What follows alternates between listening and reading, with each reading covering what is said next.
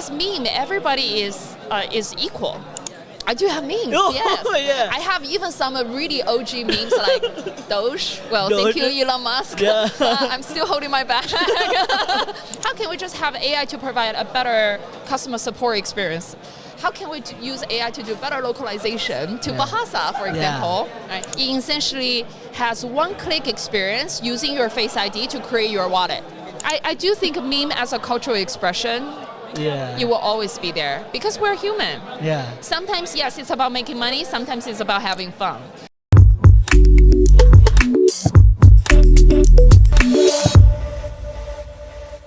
Okay, so everyone, welcome back to our podcast in IBW, and I'm here with Eowyn Chen from CEO of Trust Wallet, and we're glad to have one of the biggest wallet, maybe I can say, in the world, who developing a lot of things about crypto asset and the things. Yeah. And Eowyn, is this your first time in Indonesia or yes? Well, thank you for having me here on the channel, and yes, I very First much time. enjoy my first time here.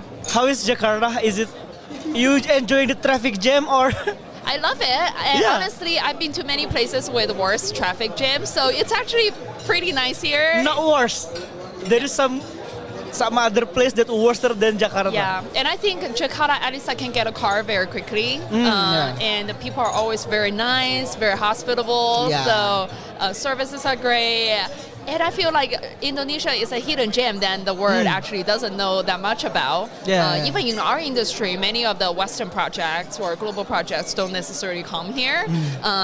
So I find it quite intriguing. That's why I wanted to be here. I wanted to meet the local users with industry builder like you are and understand the markets and the country more. Yeah. After this, you should come to Bali lah. That will probably be next, but this time only Jakarta. Yeah, you should come and take a holiday there. The best place in Indonesia. Yeah. So Eowyn, thank you for come here to our podcast. And maybe before we start, even I think everyone know about Trust Wallet, but can you explain a bit quickly about Trust Wallet and what you currently develop in Trust Wallet right now? Yes. So Trust Wallet was founded in 2017. We were the first and the largest mobile wallet right now in the world. So since 2017 until now, after 7 years, we have more than 150 million total downloads of the users globally. And 15 to 20% of them are active on a monthly basis. So, and what makes me proud is that we're actually serving most of the newbie users. Because we really want to build something for the everyday people rather than for the scientists, developers, really advanced users out there, and help the newbie users to go from their 0 to like 80% of their Web3 journeys to be a home and one-stop shop with all the chains, all the ecosystems that we can support together. Yeah, cool. And maybe I'm going to talk about a lot of things regarding wallet and other things, but currently with the current situation where many people are still not onboarded in crypto. There's a lot of country in Indonesia. We have a lot of investors, but not really on board well. And I just want to know opinion about, do you think crypto wallet act as a gateway for people to onboard or become a bottleneck to achieving and onboarding more people to crypto?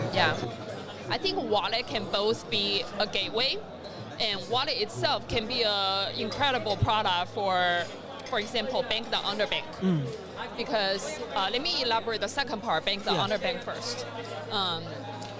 And wallet, one of the primary purpose for wallet is to help the users to hold their own assets safe digitally on chain.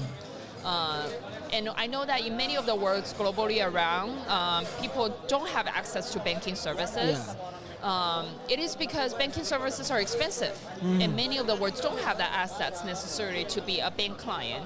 But this is what we do technologically, is that everybody can have a cell phone, can download the app for free, and can create a wallet for free. And then we're also working with channels like Binance P2P we recently launched, so users can actually onboard through their cash. into crypto format that they can hold. And next year, we're going to help them to use in all the different fiat rails. So even for users themselves, we wanted to bring financial security, like asset security, as the first step to serve the majority of the populations in the world.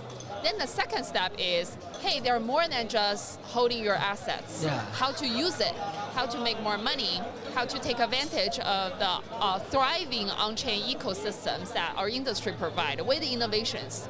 So this is the gateway part.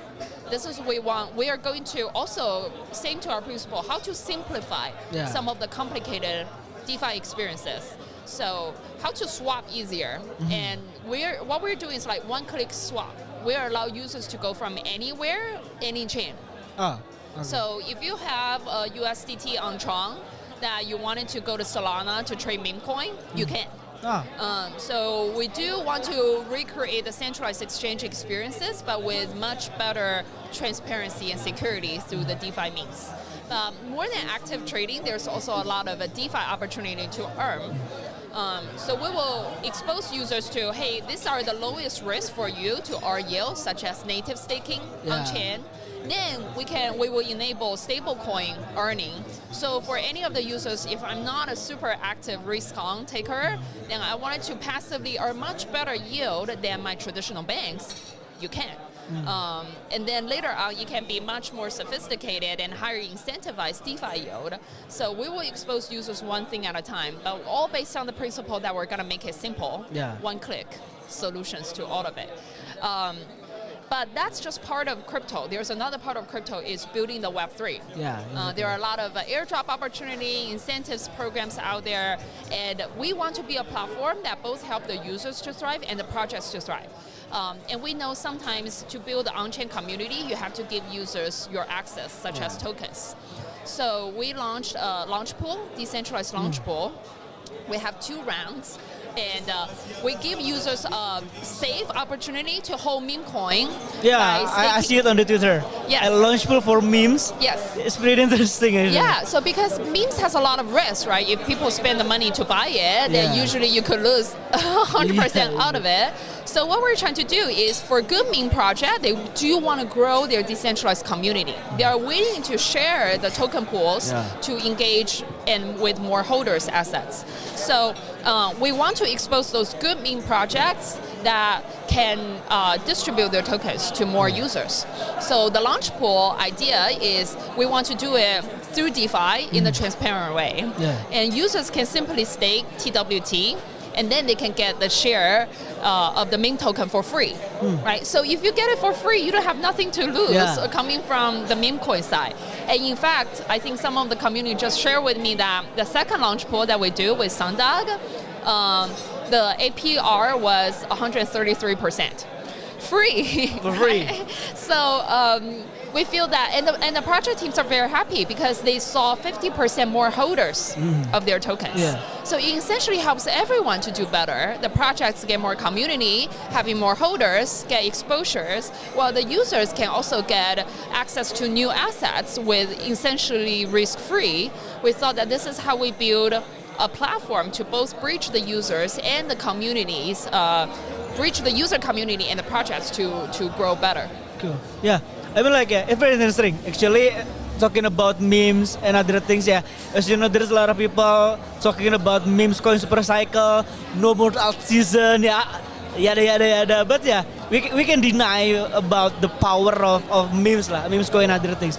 But the power of memes is great. Yeah, there's since no way you're talking to about memes coin, and I see in X, Trust Wallet have a launch pool from memes. I mean, like, what? Why? And I just want to know your opinion regarding the memes coin super cycle, and what do you think about currently happen in memes coin, and what the impact for Trust Wallet? Is it driving a huge volume, or what do you think about currency of memes coin? Yeah, I think meme fundamentally in its best form is a culture movement. Culture. I think people are using money or participate in the money action, but ultimately for expression. Like, oh, I think this thing is fun. This is grassroots. It's fairness. It's fair launch. Like, it doesn't have a very mercenary predatory VCs behind a particular token that's just gonna take advantage of the grassroots. I feel it does fit in a lot well with everyday people can have a chance. And then they can have a dream. Yeah. They can have an opportunity. And because meme, everybody is equal. So however you choose to do with a meme is your own expression. I think that's ultimately fundamentally what attracts a lot of people. Of course, it's simple to understand. You don't have to understand very complicated tokenomics. Yeah. You just understand that this is something, this is an expression. You could potentially give you an opportunity to make cute. money. It is cute.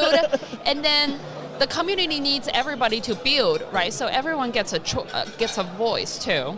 Of course, this is a beautiful side of meme. There are also people who are taking advantage of the low entry barrier for the memes, rock pool, all those stuffs. But I feel that this is the part that people go to meme for different reasons. If you're really serious about making money, of course you wanted to do all this security checking. So sometimes that we Trust Wallet support people with the token assets is that we might be very careful about what tokens that will be available, including our partners will be available. And the second point will be that we will give users a lot of the very clear security risks. If we know that we can tell from the smart contract behind the dApp connection if there is a high risk, we will give users the warning that, hey, connecting to it to do certain behavior is really high risk. So do you want to lose money or not? Yeah. It is. I feel that as a good tool, people want to have expression. They wanted to go there. What our goal is how to help users to make the best decision. Either give them information or the toolkit to do it. And for Launch Pool, it was just a simple example is that it's a self-selection process. Only good launch pool projects or meme projects is willing to share with their community and the users.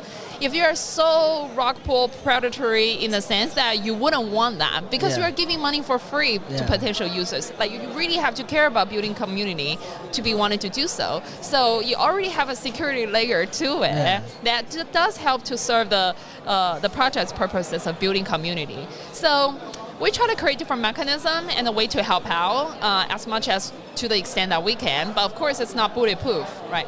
I feel that we need to respect what people are liking about memes, the opportunities it brings with the memes, but also be sober about it. And that's what I think is the cycle needs, especially when it comes down to more bullish, is being sober, think contrarian, but don't lose hope, right? Still be hopeful. Yeah, but I just want to know, do you trade memes or not? I do have memes, yes. Yeah. I have even some really OG memes like Doge. Well, Doge. thank you, Elon Musk. Yeah. I'm still holding my bag. I haven't break even. But then that's a fun thing, right? Like I do hold Doge. It is fun. It's great. And I didn't make money. And I'm okay with it. And the portion, what probably is important for me is that when I'm holding a meme, I know I can lose everything, and it's okay. Yeah. So the portion is not So that big. small, yeah. Interesting. Yeah. Besides the memes going, I think one of the interesting sector right now is all about AI, right? And I just want to know about AI is revolutioning various industry, including Web3. What potential do you see for AI in enhancing wallet functionality, perhaps, or for such a fraud detection, transaction optimization? Do you, Trust Wallet, perhaps have a plan or already integrated AI to develop kind of feature right now? Yeah, there are a lot of things that we're exploring. I do believe in the power of AI to do production better. And blockchain fundamentally is a distribution game. So I think those two have lots of opportunity to work together to enable whatever production output that AI produces in society can have a better distribution to everyday people. I see. What I think this is important is because if you don't have a much more accurate and mechanism that do human micro level incentives better, it's a little bit tongue twisted, then we have to face a society, a future society where government do macro distribution goal for us. And my family used to grow up in China, and we went through the communist period of time, the Cultural Revolution. I would say it's very, very hard for a government or a macro level to do the distribution that feeds human nature.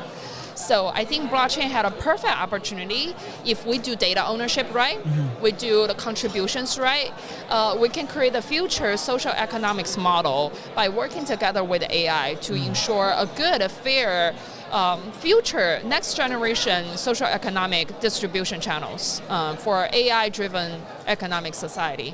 This is a little bit high-level philosophical range, but I think that will make blockchain irreplaceable. I think blockchain at the time, DeFi or any of the distribution tokenization ways that we work on will no longer be a discussion about, oh, does TradFi or in DeFi go into conflict with you? I think we will move beyond that question. It's like a blockchain incentive distribution system will be the necessary foundation for an AI-driven society. And I think that's the vision that I'm thinking about. And how I see wallet can potentially fit in there is ultimately wallet is to empower people to interact with the blockchain. So I think wallet can potentially be a great co-pilot system, can be a great enabling system, or AI agent can be the best assistant to allow the human beings to manage their on-chain footprint, to manage their blockchain interactions, to potentially thrive as a human being in the AI-driven digital economy. That's the ultimate goal that I'm hoping to have. But the entry point to it can be really simple. How can we just have AI to provide a better customer support experience? How can we use AI to do better localization to Bahasa, for example? Right?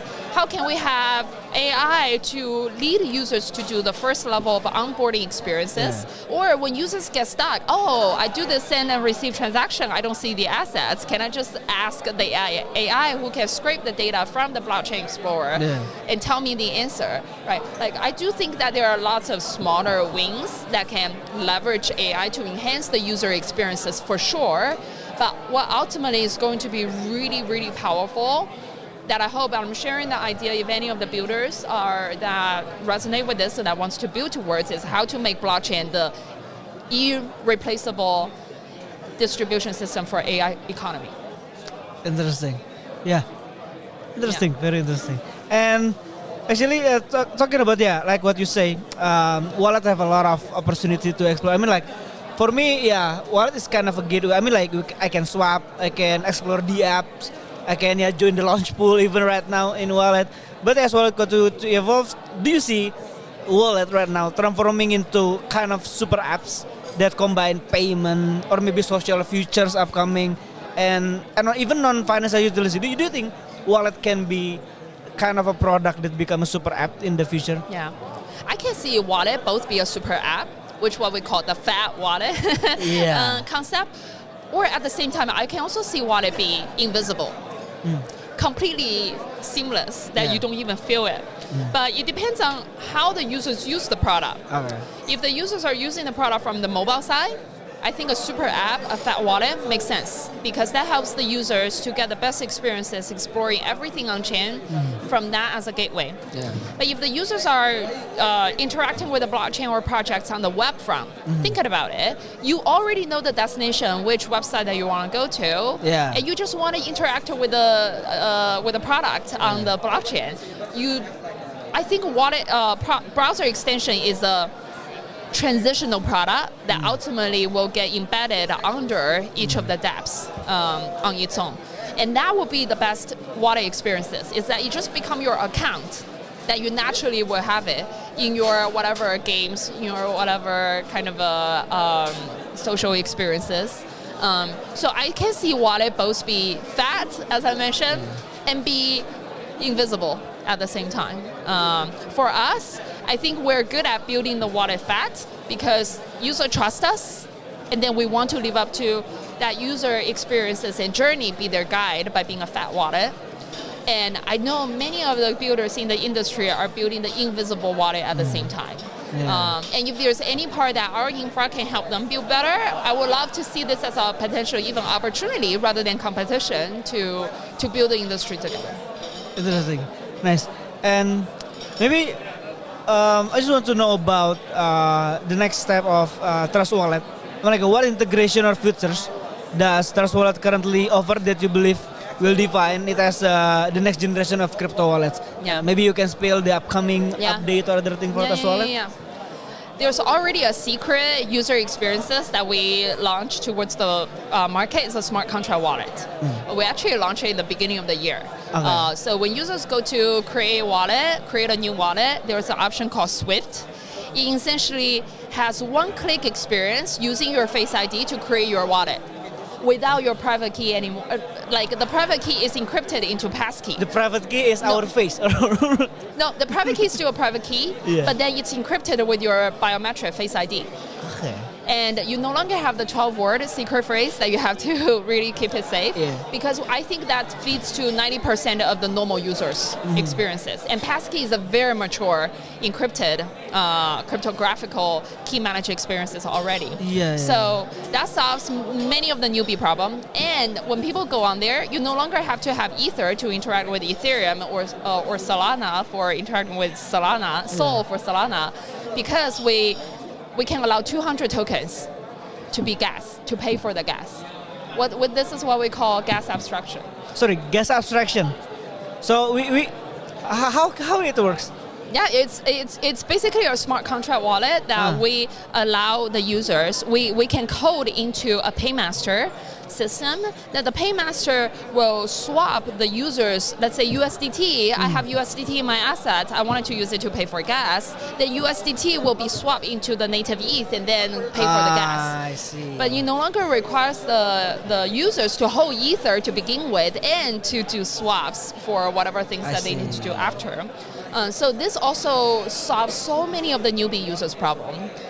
It's ultimately, I do believe the wallet experiences will be like a centralized experience, centralized exchange experience. Any token to any chain with a swap, and also any token to anywhere because of the gas abstraction and chain abstraction that will be happening. And then your Face ID to be your private way to recover and also create your wallet, so you don't worry about losing your key anymore or giving away your secret phrase to scammers. I think that will solve what the industry called, what is the blocker to the UX issue.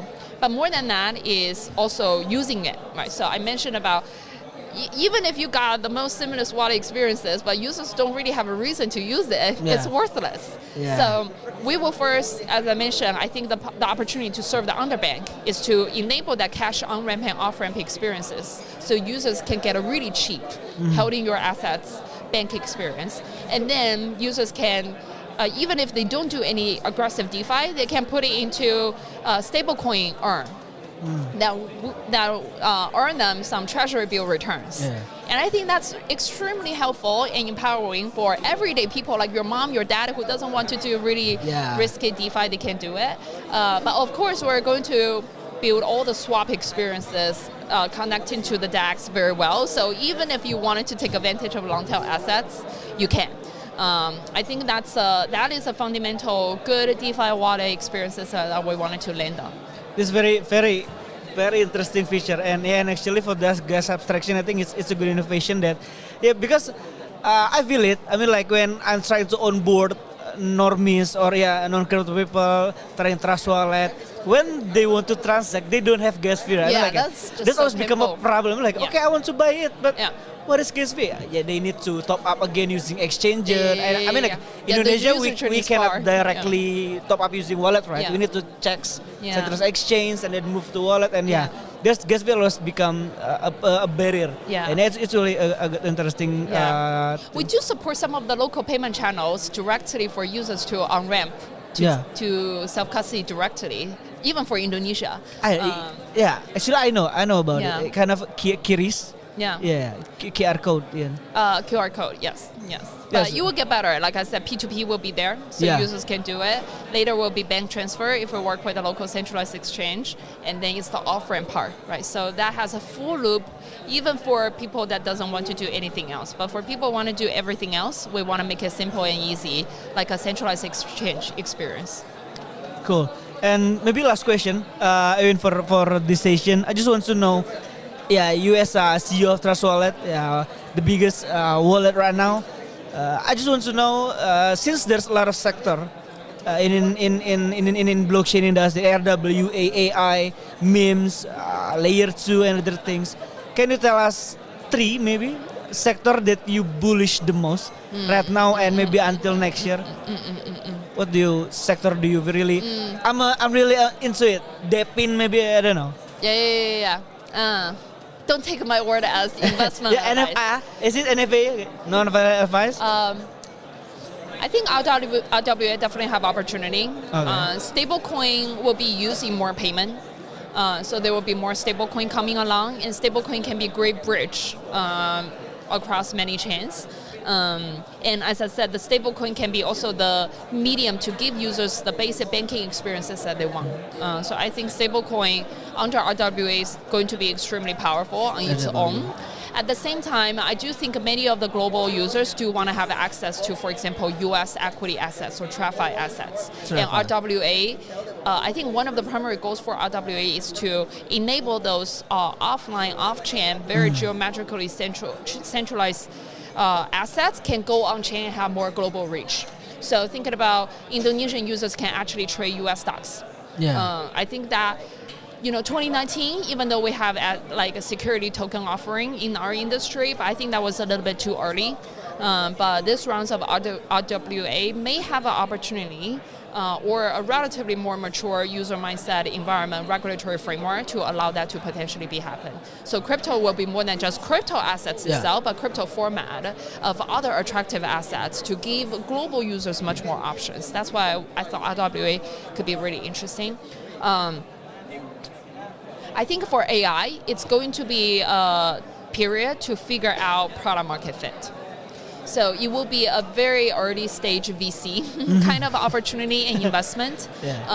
So it's more about having a stake in the game and figure out how to pivot and find the right product market fit to truly merge between crypto and AI. I have a vision that I just shared earlier, but I think many other projects also have a way that how they think the blockchain and AI can join together to solve some of the real problems. But the problem has to be real. The utility has to be real for it to have product market fit and an economic model out of it. I think that will be this stage for crypto and AI is to find that product market fit, if there's a chance to reach one. What might be the last one? I guess I have to say the last one is memes. It's always there. We're just bullish on meme, guys. I do think meme as a cultural expression, it will always be there because we're human. Sometimes, yes, it's about making money. Sometimes it's about having fun. Sometimes you can have fun even when you lose money. So that's why I think meme is always going to be powerful. And of course, you can hit the jackpot and potentially win a lot too. Right? That's the dopamine factor that the market gives. Yes. So thank you, Ewin, for your time. No problem. A lot of insight, a lot of good input about knowledge about Trust Wallet and upcoming feature, a lot of good interesting product and other things. And hope can see you again next time in Indonesia, in Bali perhaps. And would love to see more Indonesian projects and users too. Give me feedback what we should do to help you better. Sure, and safe flight for your flight. Go back to Dubai. Thank you. Thank you. Bye. Bye.